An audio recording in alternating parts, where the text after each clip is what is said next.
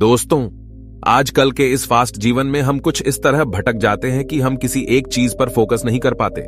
Social media notification से हम आसानी से भटक जाते हैं। हम किसी भी काम को बड़े ही उत्साह के साथ शुरू तो कर देते हैं, लेकिन किसी नई और चमकदार चीज के आकर्षण में उस काम को तुरंत छोड़ देते हैं। गौतम बुद्ध की इस कहानी के जरिए आइए जानते हैं कि हम इस समस्या का हल कैसे निकालें।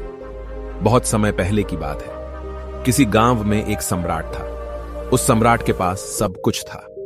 बेशुमार दौलत थी, अच्छी प्रजा थी जो उसका ख्याल रखती थी, उसके आदेशों का पालन किया करती थी, और वह भी अपनी प्रजा का खूब ध्यान रखा करता था। उन्हें कभी किसी चीज की कोई कमी महसूस नहीं होने देता था।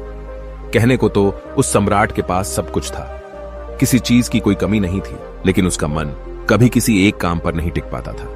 वह जब भी किसी भी चीज को करने का प्रयास करता तो उसका ध्यान कहीं भटक जाता।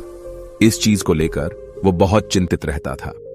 कई बार वो अपने पड़ोसी राज्य के राजाओं से भी मिला था और सभी ने उसे अलग अलग राय दी थी।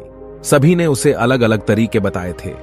जो भी तरीके उस सम्राट ने सुने थे, उन तरीकों को अपने जीवन में उतारा, लेकिन उन उपायों से उसे कोई लाभ न मिला, जिस कारण वो हमेशा चिंतित रहता, परेशान रहता।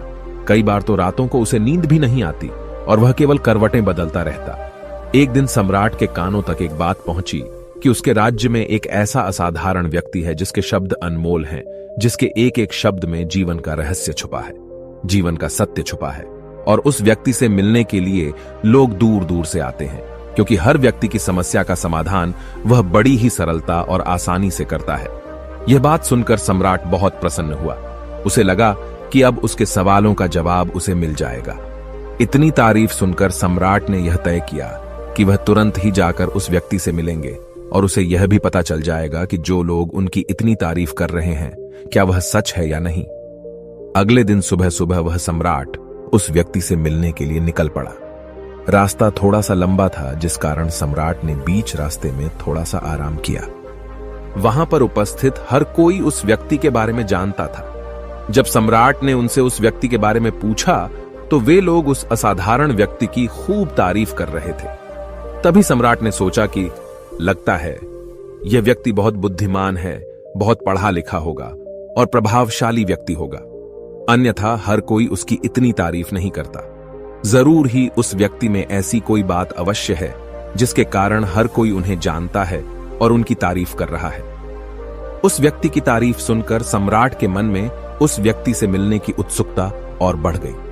अब वह सम्राट जल्द से जल्द उस व्यक्ति से मिलना चाहता था, जिस कारण वह आगे का सफर तय करना शुरू कर देता है। जैसे तैसे वह सम्राट उस व्यक्ति के आश्रम पहुंचा, पर आश्रम में उसे कोई नजर नहीं आया। आश्रम के पीछे एक छोटा सा बगीचा था। जब सम्राट वहां पहुंचा तो उसने देखा कि एक माली बगीचे में काम कर रहा था। उसका पूरा शरीर मिट्टी से लथपथ था, पैरों में कोई चप्पल नहीं थी। इसको देखकर सम्राट ने माली से कहा, सुनिए महोदय, इस आश्रम के मालिक कहां हैं? मैं उनसे मिलने आया हूं। इस पर वह माली जवाब देते हुए कहता है, श्रीमान, आप अंदर बैठिए, मैं उन्हें बुलाता हूं, वह जल्द ही आपसे मिलेंगे। माली की यह बात सुनकर सम्राट अंदर कुटिया में जाकर बैठ गया और उस असाधारण व्यक्ति के आने का इंतजार करने लगा। कुछ देर प्रतीक्षा करने के बाद जब असाधारण व्यक्ति उस सम्राट के सामने पहुंचा, उसने देखा कि यह तो वही व्यक्ति है जो बगीचे में काम कर रहा था। सम्राट ने उन्हें नमस्कार किया और बड़ी हैरानी से कहा, अरे, आप तो वही माली हैं जो बाहर बगीचे में काम कर रहे थे। लेकिन अब की बार तो माली एक बौद्ध भिक्षु के रूप में खड़ा था। तभी बौद्ध भिक्षु उस सम्राट से कहते हैं, सम्राट, मेरा मजाक माफ कीजिए। मैं बगीचे में छोटा सा काम कर रहा था। मैं ही यहां का माली हूं और मैं ही वह असाधारण व्यक्ति हूं जिससे आप यहां इतनी दूर मिलने आए हैं। कृपया करके अपने आने का कारण बताएं। इस पर सम्राट उन बौद्ध भिक्षुओं से कहता है, हे महाराज, मैंने सुना है कि आप जैसा व्यक्ति इस पूरे राज्य में नहीं है। मैंने आपकी तारीफें सुनी है। मैंने आपके बारे में कई सारी अच्छी बातें सुनी हैं। मैंने यह भी सुना है कि आपके पास जो भी अपनी समस्या लेकर आता है, उसकी समस्या का समाधान आप अवश्य करते हैं। इसी कारणवश मैं आज आपसे यहां पर मिलने आया हूं और मैं आपसे उपदेश सुनना चाहता हूं, लेकिन मेरे मन में एक शंका है। इस पर बौद्ध भिक्षु सम्राट से कहते हैं, कैसी शंका? इस पर सम्राट कहता है, मैंने बड़े बड़े विद्वानों को देखा है, बड़े बड़े ज्ञानियों को देखा है। वे जब भी चलते हैं तो उनके पास तरह तरह की ज्ञान की किताबें होती हैं। उनके पास ऐसा कोई न कोई संकेत जरूर नजर आता है जिससे यह पता चल सकता है कि वे लोग ज्ञानी हैं। लेकिन आपके पास तो न कोई ज्ञान की किताबें हैं और न ही कोई ऐसी कला के संकेत आप में नजर आ रहे हैं, लेकिन उसके बावजूद आप बहुत शांत नजर आ रहे हैं। क्या आप मुझे इसका रहस्य बता सकते हैं? इस पर बौद्ध भिक्षु मुस्कुराने लगे और सम्राट से कहते हैं, मेरा ज्ञान तो इस संस्कार में प्रकृति के रूप में हर जगह है। मैं अपना ज्ञान जीवन की सरल और साधारण वस्तुओं से ही लेता हूं। पर महाराज, आप यहां किस समस्या को लेकर परेशान हैं? कृपया आप मुझे आपके यहां आने का कारण समझाएं। इस पर सम्राट कहते हैं, हे गुरुवर, मेरे यहां आने का कारण यह है कि मैं किसी भी काम को लेकर लंबे समय तक उसी कार्य पर अपना ध्यान नहीं लगा पाता। मैं कुछ ही देर में उस कार्य से भटक जाता हूं। कृपया कर मुझे अपने इस समस्या का समाधान बताएं। मैं इस बात से काफी चिंतित हूं। बौद्ध भिक्षु ने सम्राट की चिंता को समझकर कहा, महाराज, आपकी समस्या मुझे समझ आ गई है। आप जिस कार्य पर ध्यान नहीं लगा पा रहे हैं, उसके लिए मैं आपको एक उपाय बता सकता हूं, लेकिन आज आपको थोड़ी देर हो चुकी है। आप मुझे कल सुबह मिलिएगा। कल सुबह का समय ठीक रहेगा। कल सुबह जब आप मुझसे मिलेंगे तो मैं आपके सभी सवालों का जवाब आपको दे दूंगा। यह कहकर बौद्ध भिक्षु वापस अपने बगीचे में लौट गए और वह सम्राट भी वापस अपने महल लौट गया। लेकिन सम्राट को रात भर नींद नहीं आई। वह बस यही सोच में लगा था कि आखिर बौद्ध भिक्षु मुझे क्या बताने वाले हैं। वह तो मुझे एक साधारण से माली नजर आ रहे हैं, लेकिन जिस तरह से उनका मन शांत था, जिस तरह से वह शांत नजर आ रहे थे, यह बहुत आश्चर्य करने वाली बात है। रात भर सम्राट इन्हीं ख्यालों में खोया रहा। अगले दिन सुबह सूरज निकलने से ठीक पहले सम्राट उस आश्रम पर वापस पहुंचा। वहां पर बौद्ध भिक्षु पहले से ही उपस्थित थे। जैसे ही सम्राट वहां पहुंचा, उन बौद्ध भिक्षु ने एक पानी का छोटा सा जग उस सम्राट के हाथ में थमाते हुए कहते हैं, इसे लीजिए और पौधों पर धीरे धीरे पानी डालिए। और ऐसा करते करते यह आपके सामने पूरे 15 पौधे हैं। इन सभी पर आपको इसी प्रकार पानी डालते चले जाना है। लेकिन जब आप इस क्रिया को कर रहे होंगे तो उस वक्त मेरी एक बात का अवश्य ध्यान रखिएगा कि आपको इस दौरान कुछ और नहीं करना है, ना कुछ सोचना है और ना ही कहीं आपका ध्यान भटकना चाहिए। आप जब इन पौधों को पानी दे रहे होंगे तो आपका पूरा ध्यान केवल इन पौधों पर ही होना चाहिए। यदि इस बीच आपके मन में कोई विचार आए तो वहीं पर रुक जाइएगा और फिर दोबारा से पहले पौधे से पानी डालना शुरू कीजिएगा। और जब आप मेरी बात मानकर ठीक इसी प्रकार इन सभी 15 पौधों को पानी दे देंगे, तब आप मेरे पास आइएगा और मैं आपके सभी सवालों का जवाब आपको दे दूंगा। उस सम्राट ने आज तक ऐसा कोई काम नहीं किया था और सम्राट को यह काम बहुत छोटा सा लग रहा था। सम्राट पहली बार ऐसा कोई काम करने जा रहा था। उस पानी के जग से पहले पौधे पर बड़ी ध्यानपूर्वक पानी दिया और फिर दूसरे पौधे की ओर आगे बढ़ा। दूसरे पौधे पर भी उसने बड़े ध्यानपूर्वक पानी दिया। फिर उसने तीसरे पौधे पर पानी देना शुरू किया ही था कि उसके मन में तरह तरह के विचार उत्पन्न होने लगे।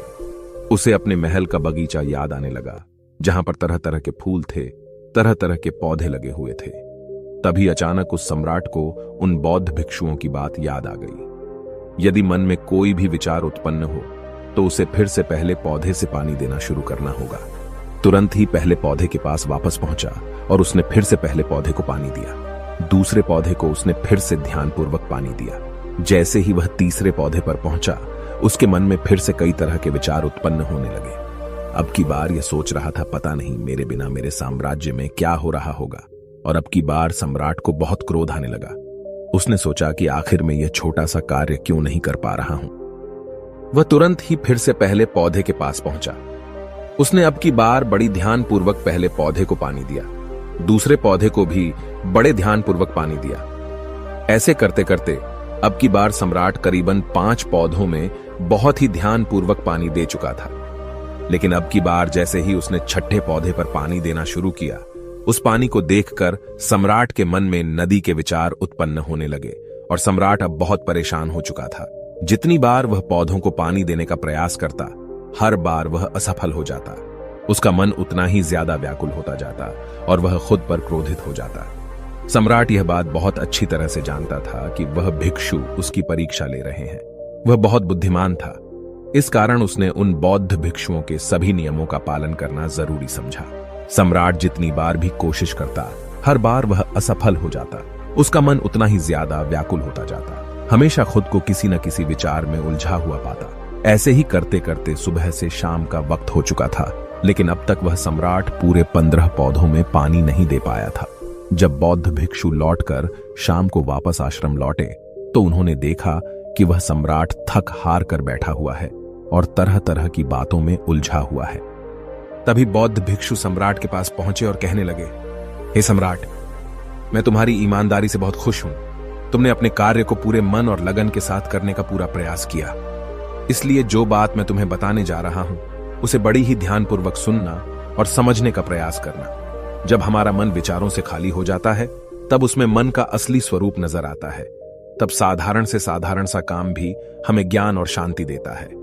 इस पर सम्राट उन बौद्ध भिक्षुओं से कहता है, हे महाराज, पर यह कैसे संभव है? मैं तो जब भी कोई कार्य करता हूं तो मन में कई तरह के विचार उत्पन्न होते हैं और मैं उन विचारों में फंस कर रह जाता हूं और वहां से बाहर निकलने का कोई रास्ता मुझे नजर नहीं आता। तभी बौद्ध भिक्षु मुस्कुराने लगे और सम्राट से कहते हैं, हे सम्राट, तुम पौधों में पानी नहीं डाल रहे थे, तुम तो जल्दी जल्दी अपने इस कार्य को बस खत्म करना चाहते थे। तुम्हारे मन में तो यह विचार उत्पन्न हो रहा था कि तुम जल्दी से जल्दी इन 15 पौधों में पानी दे दो और उसके बाद तुम मुझसे मिल सको, मुझसे अपने प्रश्नों का उत्तर जान सको। किसी कारणवश यह कार्य तुम्हें बोझ सा प्रतीत हो रहा था, मानो मैंने तुम्हारे कंधों पर एक बड़ा बोझ रख दिया हो, और यही कारण है कि तुम अपने आप को इस पल में रोक नहीं पाए। जब हमारे सामने पड़ा हुआ कार्य बोझ लगता है तो हम उसे बस जैसे तैसे खत्म करना चाहते हैं और उस काम को करते समय हम अपना पूरा ध्यान उस कार्य पर नहीं दे पाते। किंतु अगर तुम इस पल की महत्व को समझ पाते, इसके महत्व को महत्व दे पाते और केवल पौधों और पानी पर ध्यान देते तो तुम्हें कोई भी विचार परेशान नहीं कर पाते। इस पर सम्राट कहता है, हे महाराज, मुझे आपकी यह बात समझ में आ रही है कि मैं जल्दी जल्दी इस कार्य को खत्म करके आपसे मिलना चाहता था, जिस कारण मेरा मन इस कार्य में पूरी तरह से नहीं लग सका। लेकिन यह एक पल है जो हम जी रहे हैं, उस पल में रहना बहुत कठिन है। क्या मुझे इसके लिए कोई तपस्या या तप करना पड़ेगा? इस पर बौद्ध भिक्षु एक बार फिर मुस्कुराने लगे और सम्राट से कहते हैं, जिस शांत मन की तलाश तुम कर रहे हो वह शांत मन तो पहले से ही मौजूद है, वह तो पहले से ही तुम्हारे भीतर है। इसके लिए तुम्हें कहीं भी जाने की कोई आवश्यकता नहीं है और न ही तुम्हें कहीं शांत जगह जाने की आवश्यकता है। इसके लिए कुछ जरूरी है तो वह है अपनी सांसों पर ध्यान देना। इसलिए अपनी सांसों पर ध्यान देना सीखो। हम किस तरह से सांसें ले रहे हैं और किस तरह से छोड़ रहे हैं, इस बात को देखने और समझने का प्रयास करो। तब तुम्हें यह समझ में आ जाएगा कि तुम्हारा शांत मन तो तुम्हारी सांसों के साथ ही बना हुआ है। उसके बाद तुम चाहो तो कोई भी कार्य करते वक्त भी अपनी सांसों पर ध्यान दे सकते हो। जब तुम कहीं चल रहे हो, कहीं दौड़ रहे हो, कोई ऐसा कार्य कर रहे हो तो तुम्हें अपनी सांसों पर ध्यान देना चाहिए, या कोई भी ऐसी क्रिया जो तुम्हें वर्तमान से जोड़े रखे। इसका एक और तरीका है, 2-4 मिनट अपने आसपास के प्रकृति पर गौर करो। देखो कि क्या चल रहा है तुम्हारे आसपास। इससे तुम वर्तमान में आ जाओगे। फिर तुम अपने कार्य को जल्दी जल्दी बस यूं ही खत्म नहीं करके उसे पूरे मन से करने का प्रयास करो, जिससे तुम्हारा मन एकाग्र होगा। और जब तुम्हारा मन एकाग्र होगा तो तुम चाहे कोई भी कार्य क्यों ना करो, फिर चाहे वह छोटा हो या बड़ा, तुम्हारा मन उसमें पूरी तरह से विलीन हो जाएगा और वह कार्य ही तुम्हें शांति और ज्ञान भी प्रदान करेगा। ऐसे समय पर हमारे मन में किसी प्रकार के कोई विचार उत्पन्न नहीं हो पाते, और जब हम ऐसा करते हैं तो कर्ता और कर्म एक हो जाते हैं और हमारे भीतर की जो शांति है वह प्रकट होने लगती है।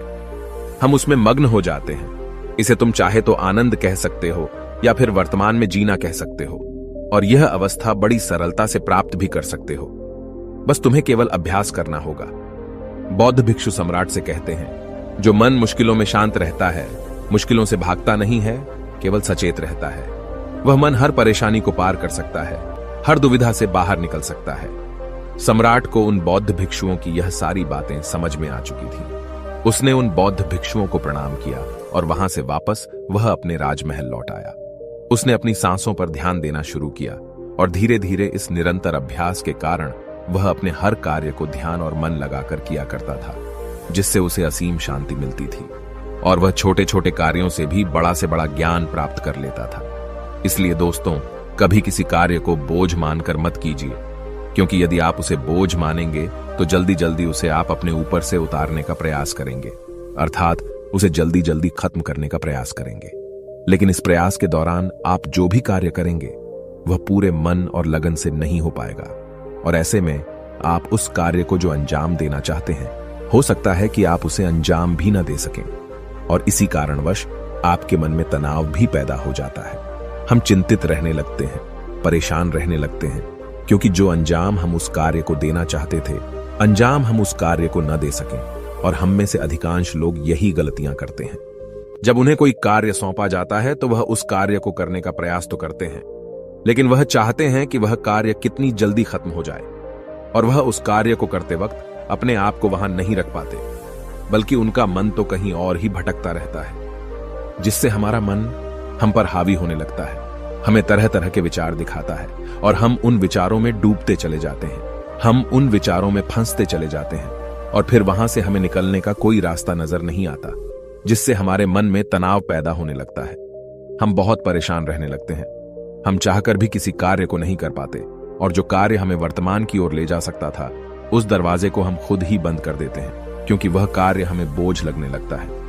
इसलिए जब भी आप कोई कार्य शुरू करना चाहते हैं तो उससे पहले अपना पूरा ध्यान अपनी सांसों पर केंद्रित करें, और फिर आप चाहें तो अपने काम के दौरान भी अपनी सांसों पर अपना ध्यान लगाए रख सकते हैं, और यही सांस का जो ध्यान है, यह आपके काम के ध्यान में परिवर्तित हो जाएगा, और इस कार्य में जो भी कठिनाइयां उत्पन्न हो रही हैं, उसे आप पल भर में सुलझा देंगे, फिर चाहे कैसी भी विपरीत परिस्थितियां आपके सामने क्यों ना आ जाए।